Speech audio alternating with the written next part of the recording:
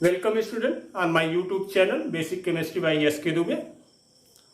Today I am going to discuss about the packing efficiency. पिछले video में हमने close packing के बारे में पढ़ा, जिसमें आपको हेक्सागोनल क्लोज पैकिंग और क्यूबिक क्लोज पैकिंग के बारे में बताया गया। उसमें हमने 1 dimensional, 2 dimensional, 3 dimensional close packing के बारे में पढ़ा था।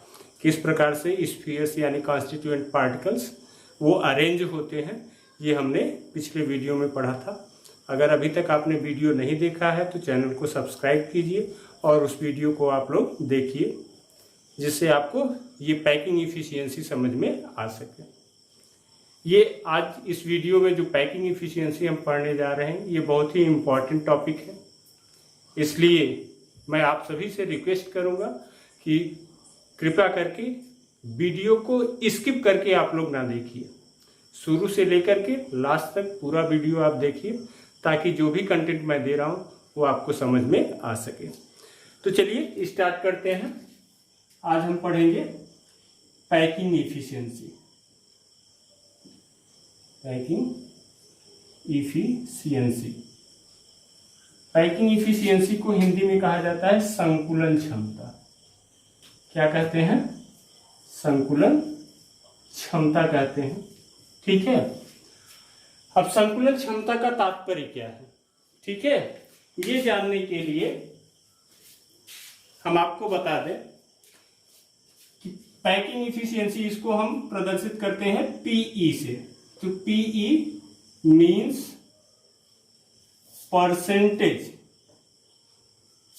Percentage volume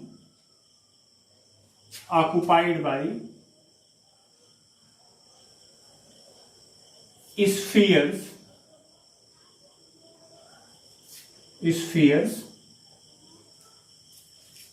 in a unit cell। यानी किसी भी एकक कोशिका में गोले यानी जो कॉन्स्टिट्यूएंट पार्टिकल्स हैं, एटम्स हैं, उनके द्वारा कितना प्रतिशत स्थान घेरा गया है, वही किसको प्रदर्शित करता है? पैकिंग इफिशियंसी को प्रदर्शित करता है। अब इसको हम निकालें कैसे, उसके लिए आपको फार्मूला बता दें कि PE, P denotes for packing, E denotes for efficiency. तो PE is equal to number of atoms और spheres, number of spheres per unit cell multiplied by volume of one sphere upon total volume of unit cell, total volume of unit cell। Packing efficiency को, संकुलन क्षमता को निकालने के लिए formula क्या है? Number of spheres per unit cell, यानी एक यूनिट सेल में कितने स्फीयर्स हैं, कितने परमाणु उपस्थित हैं, उनकी संख्या, और वॉल्यूम ऑफ वन स्फीयर, यानी एक वॉल्यूम का आयतन कितना है, एक गोले का आयतन कितना है, और उसका हम रेशियो निकाल लेते हैं यूनिट सेल के वॉल्यूम से। अब यहां पे आप ध्यान दीजिए कि नंबर ऑफ स्फीयर्स का मतलब number of atoms per unit cell. Number of spheres का मतलब क्या है? Number of atoms per unit cell. हमने पैकिंग, क्लोज पैकिंग जब बता रहे थे तो उसमें आपको बताया था कि हम पैकिंग को समझने के लिए जो कॉन्स्टिट्यूएंट पार्टिकल्स या एटम्स हैं, उनको हम क्या मान लेते हैं? एक सेम साइज स्फीयर के रूप में मान लेते हैं। तो अब यहाँ पे number of atoms per unit cell को हम डिनोट करते हैं कैसे? जेड के द्वारा। ठीक है, और उसके बाद वॉल्यूम ऑफ स्फीयर, तो गोले का आयतन कितना होता है यहां पर देख लीजिए। ठीक है, तो volume of sphere is equal to क्या होता है? 4/3 पाई आर क्यूब। ये गोले का आयतन होता है, तो हम वॉल्यूम ऑफ वन स्फीयर यहां पे रखते, तो ये क्या हो जाएगा? 4/3 pi are cube. Upon total volume of unit cell. तो अब यहां पे अगर आप देखें तो फॉर क्यूबिक सेल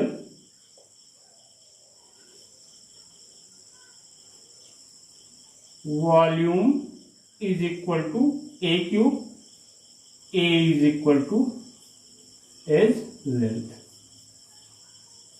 ठीक है, तो अगर क्यूबिक सेल हम लेते हैं तो क्यूबिक सेल में अगर एज लेंथ ए है, कोर की लंबाई ए है, तो वॉल्यूम क्या हो जाएगा, ए क्यूब हो जाएगा। तो यहां पे हम लिख सकते हैं ए क्यूब। ठीक है, अब ध्यान दीजिए, हमने क्या कहा कि percentage volume occupied by spheres, यानी कितना प्रतिशत स्थान निकाला है। तो हम परसेंटेज पीई कर दें तो कुछ नहीं करना है, केवल इसी फार्मूले में आप 100 का मल्टीप्लाई कर दीजिए। तो परसेंटेज पीई ये बराबर क्या हो जाएगा, Z into 4/3 pi are cube upon A cube multiplied by 100। तो ये फार्मूला आप लोग नोट कर लीजिए। ठीक है, ये फार्मूला आप लोग नोट कर लीजिए। इसी फार्मूले के द्वारा हम परसेंटेज पैकिंग इफिशियंसी ये कैलकुलेट करेंगे, यानी प्रतिशत संकुलन क्षमता को हम इस फार्मूले के द्वारा कैलकुलेट करेंगे। अब इसमें जेड बराबर क्या है, जेड बराबर आपका है नंबर ऑफ एटम्स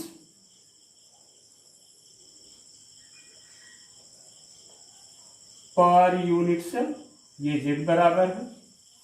ठीक है, पाई आप जानते हैं। आर बराबर क्या है, एटॉमिक रेडियस है। ठीक है, ए बराबर क्या है, edge length of cubic cell, ये हो गया। ठीक है, और ये तीनों चीजें हमको अगर ज्ञात रहेगी तो हम इस फार्मूले के द्वारा परसेंटेज पी का कैलकुलेशन कर सकते हैं। ठीक है, अब चलिए हम क्यूबिक, इसको आप लोग नोट डाउन कर लीजिएगा पॉज करके। ठीक है, इसके बाद हम लोग देखेंगे किसके लिए, कि जो क्यूबिक सेल है उसके लिए पैकिंग इफिशियंसी क्या आती है। ठीक है, तो उसके लिए पहले आप ये जान लीजिए कि क्यूबिक सेल यानी क्यूबिक क्रिस्टल सिस्टम जो होता है, this cubic crystal system have 3 types of cubic lattices.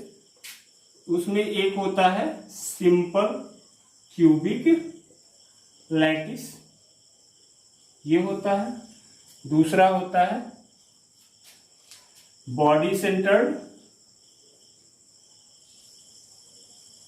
Cubic lattice, ये हमने पिछले वीडियो में डिस्कस कर चुके हैं। और तीसरा क्या होता है आपका, तीसरा होता है थर्ड वाला, ये होता है face centred, face centred lattice. ठीक है, ये 3 प्रकार की यूनिट सेल आप कह सकते हैं, या 3 प्रकार के लैटिस किसमें बनते हैं, आपके क्यूबिक क्रिस्टल सिस्टम में बनते हैं। ठीक है, तो अब हम क्या करेंगे कि इन तीनों के लिए पैकिंग इफिशियंसी का कैलकुलेशन करेंगे। अब कैलकुलेशन कैसे करेंगे वो जानने के लिए आप पहले जान लीजिए कि 2 चीजें आपको लगेंगी। वो दोनों चीजें क्या होंगी, एक तो होगा number of atoms per unit cell. तो number of atoms per unit cell आपको पता है, पिछले वीडियो में हमने इसको पूरा डिटेल्ड में बताया हुआ है। अगर आपने वीडियो नहीं देखा है तो उसका लिंक डिस्क्रिप्शन बॉक्स में दिया गया है, आप उसको देख लीजिएगा। फिलहाल आपको बता दें कि सिंपल क्यूबिक लैटिस यानी एससीसी के लिए नंबर ऑफ एटम्स जेड जो होता है उसकी संख्या 1 होती है। बॉडी सेंटर्ड यानी बीसीसी के लिए नंबर ऑफ एटम्स 2 होता है, और फेस सेंटर्ड के लिए जेड का मान 4 होता है, यानी number of atoms per unit cell कितने होते हैं, 4 होते हैं। ठीक है, अब हम कैलकुलेशन करते हैं एक एक के लिए। तो सबसे पहले हम कैलकुलेशन करेंगे फॉर सिंपल क्यूबिक लैटिस। यानी एससीसी के लिए। तो जब एससीसी के लिए हम कैलकुलेशन करेंगे तो एससीसी के लिए कैलकुलेशन करने के लिए आपको पता है कि percentage packing efficiency is equal to क्या होता है, Z into 4/3 pi are cube upon A cube multiplied by 100। ठीक है, अब देखिए फॉर एससीसी यानी Z is equal to 1 and A is equal to 2r।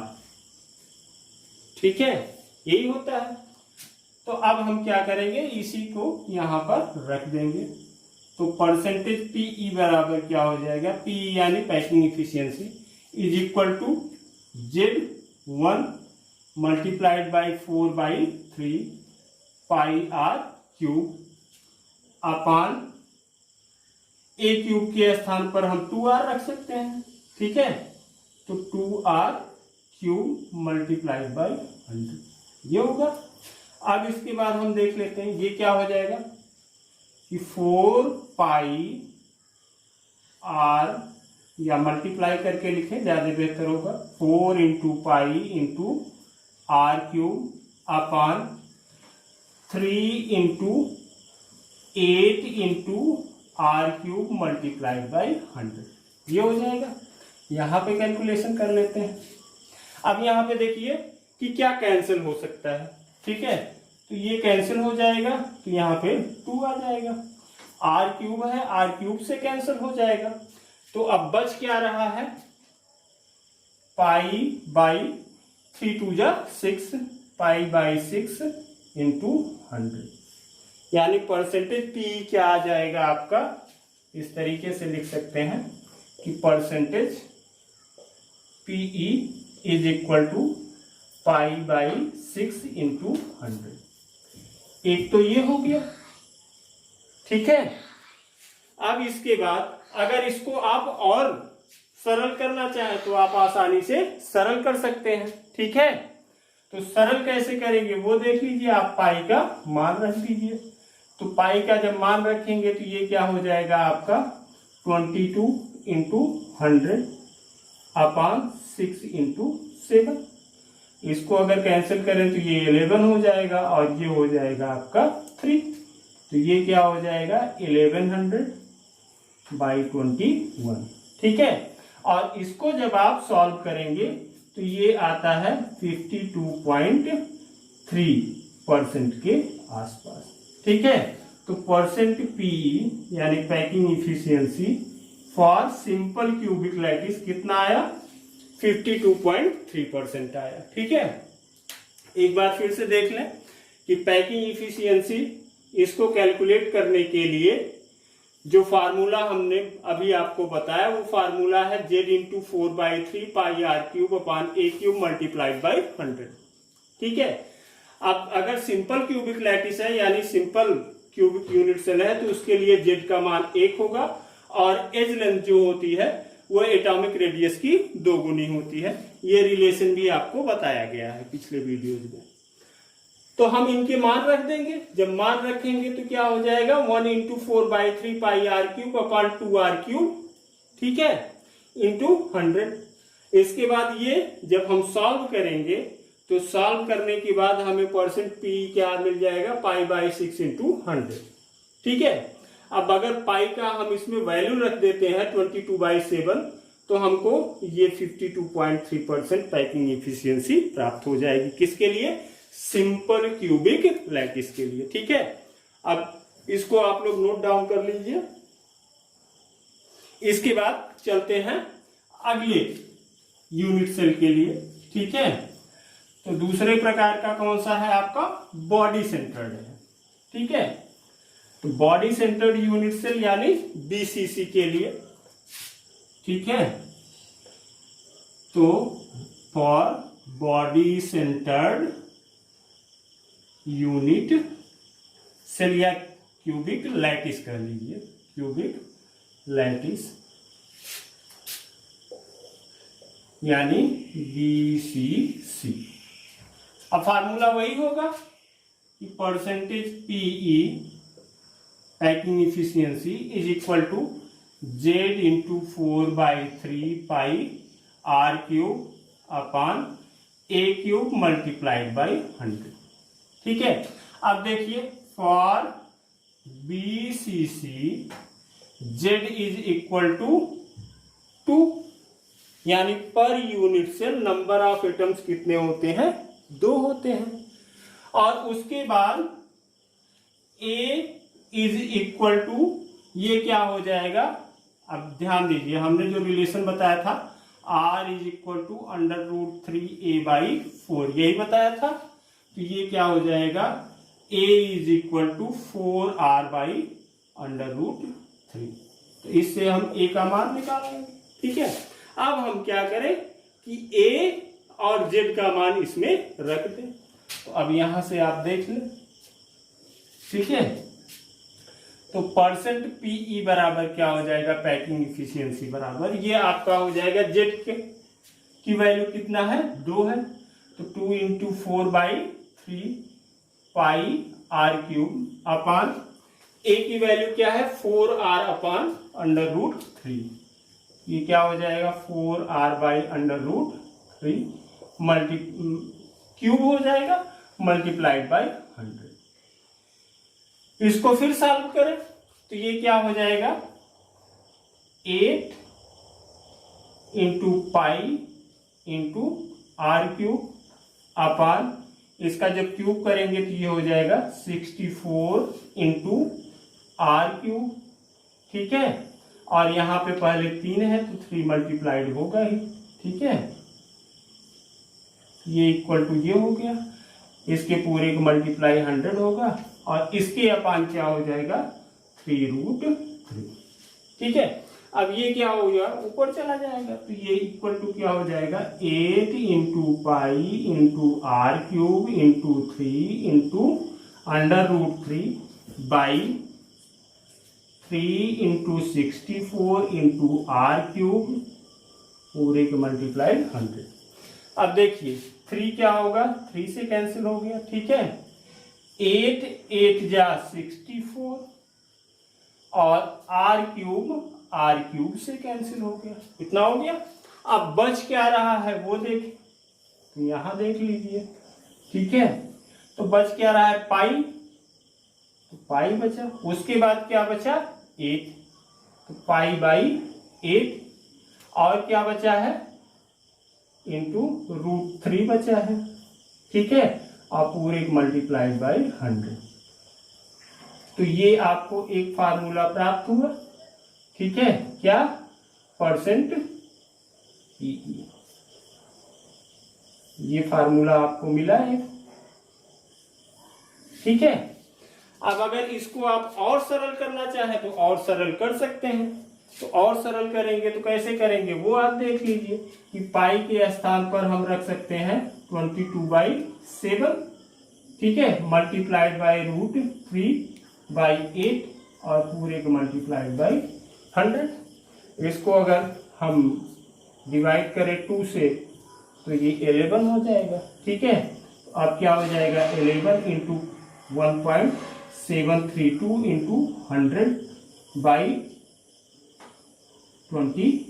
इसको जब आप सॉल्व करेंगे तो सॉल्व करने पर ये अप्रॉक्सीमेटली 68% आता है, 68 पॉइंट समथिंग आएगा। ठीक है, तो बॉडी सेंटर्ड क्यूबिक लैटिस के लिए कितना परसेंट आएगा? 68% आएगा। ये आप कैलकुलेट करके देख लीजिएगा। अब इसको आप लोग नोट डाउन कर लीजिएगा। ठीक है, आगे चलते हैं तीसरे प्रकार की जो क्यूबिक लैटिस होता है क्यूबिक क्रिस्टल सिस्टम में, उसको देखने के। ठीक है, तो अब तीसरे प्रकार का कौन सा होता है? वो होता है आपका फेस सेंटर्ड। ठीक है, तो तीसरे प्रकार के लिए देख लेते हैं फेस सेंटर्ड क्यूबिक लैटिस। अब इसके लिए हम पैकिंग इफिशियंसी निकालेंगे। फेस सेंटर्ड को एफसीसी कहा जाता है। पैकिंग इफिशियंसी का वही फार्मूला है कि z into 4/3πr³ upon a³ multiplied by 100। तो यहां पर अब देख लें, for FCC z is equal to 4 and r is equal to a/2√2 ये होता है, और a इज इक्वल टू क्या हो जाएगा 2√2 r हो जाएगा। ठीक है, तो यहां से हमको a का वैल्यू मिल जाएगा। अब हम इसको क्या करते हैं, यहाँ पे रखते हैं, तो परसेंटेज पैकिंग इफिशियंसी बराबर क्या हो जाएगा 4 multiplied by pi r³ upon 3 multiplied by a³ के 2√2 r का होल क्यूब मल्टीप्लाइड बाई 100 ये हो जाएगा। अब ये क्या हो जाएगा 16 हो जाएगा, तो 16 इंटू पाई इंटू r³ अपान 3 इंटू, अब ये क्या हो जाएगा, ये भी आपका क्या हो जाएगा 16 हो जाएगा। ठीक है, तो 16√2 मल्टीप्लाइड बाई r³ और 100। ठीक है, अब इसके बाद हम क्या करें, इसको हम कैंसिल कर दें। ठीक है, और जब इसको हम कैंसिल करेंगे, ठीक है, तो 16 से कैंसिल हो जाएगा, r³ से कैंसिल हो जाएगा, तो बच क्या रहा है वो देख लीजिए। तो percentage packing efficiency is equal to क्या हो जाएगा, बचा क्या, यहाँ पे पाई बचा है, तो पाई अपान 3 बचा है और √2 बचा है, तो 3√2 मल्टीप्लाइड बाई 100। ठीक है, ये पैकिंग इफिशियंसी प्राप्त हो गया किसके लिए, फेस सेंटर्ड के लिए। अब इसके बाद देख लीजिए, अगर इसको आप टोटल कैलकुलेट करना चाहें तो ये पाई का 22/3 √2 इंटू 7 मल्टीप्लाइड बाई 100। इसको जब आप लोग सॉल्व करेंगे तो ये अप्रॉक्सीमेटली 74 पॉइंट समथिंग आएगा, लेकिन हम उसको पकड़ के चलते हैं 74%। ठीक है, thus the value of packing efficiency for face centred cubic lattice is equal to 74%। ठीक है, तो हमने आपको 3 प्रकार की पैकिंग इफिशियंसी बताया जो क्यूबिक लैटिस में पाए जाते हैं। ठीक है, SCC के लिए पैकिंग इफिशियंसी कितना आया, वो आया था आपका 52 पॉइंट समथिंग। ठीक है, जो आपका BCC था उसके लिए 68%, और जो आपका FCC होता है उसके लिए 74% होता है। ठीक है, अब इसके बाद हम क्या करते हैं कि आगे चलते हैं, और आगे चल करके हम देखते हैं कि क्या होता है कि अभी आगे ये जो पैकिंग इफिशियंसी है इसका मतलब ये हो गया कि इतना % स्थान जो होता है वह गोलों के द्वारा या एटम्स के द्वारा घेरा गया है, और बाकी जो स्थान है वह एटम्स या गोलों के द्वारा नहीं घेरा गया, यानी वो खाली है। हाँ, आपको हमने पिछले वीडियो में भी बताया था कि जो SCP और CCP यानी FCC होते हैं उनकी पैकिंग इफिशियंसी सबसे अधिक होती है 74%। ठीक है, 26% ये रिक्त होता है, एम्प्टी स्पेस होता है, और 74% जो होता है वो ऑक्युपाइड स्पेस होता है स्फीयर्स के द्वारा। ठीक है, अभी इस वीडियो में हम यही पैकिंग इफिशियंसी पर क्लोज करते हैं। ठीक है, आगे हम प्रयास करेंगे कि इस पर आधारित कुछ एक क्वेश्चंस को आपको बताया जाए। ठीक है, 2019 में और कुछ क्वेश्चन पूछे गए थे। एक तो क्वेश्चन फेस सेंटर्ड की पैकिंग इफिशियंसी कैलकुलेट करने के लिए पूछा गया था, और 2019 के ही किसी दूसरे सेट जो यूपी बोर्ड का पेपर था उसमें पूछा गया था SCC यानी सिंपल क्यूबिक लैटिस के लिए पैकिंग इफिशियंसी कैलकुलेट करने के लिए। ठीक है, तो कैसे कैलकुलेट करेंगे वो हमने आपको बता दिया है, इसको आप लोग नोट कर लेंगे। ठीक है, अब नेक्स्ट वीडियो में हम इस पर आधारित कुछ कॉम्पिटिटिव एग्जाम्स के क्वेश्चन देखेंगे और कुछ न्यूमेरिकल्स देखेंगे जो नेसेसरी है, ठीक है। और आगे फिर क्रिस्टल डिफेक्ट के बारे में पढ़ेंगे। Thank you very much.